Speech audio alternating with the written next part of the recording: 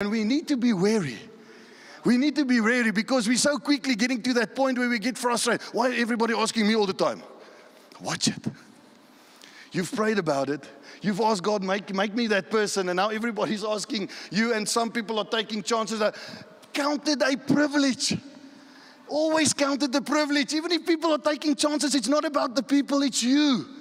God is using you. He wants to grow you, but when you have a problem with always blessing people, then you're not there yet. You're not there where He wants you to be. He wants to increase you. You have to grab a hold of what I'm trying to tell you. What the Bible tells you, not what I'm trying to tell you. The Bible is clear that He has this for you. Stop being okay with it to stay small. He has not called you to be small.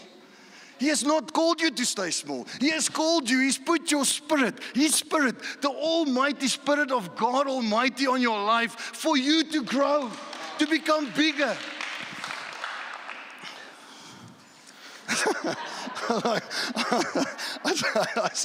I told you I was got like 25 scriptures. We had like one.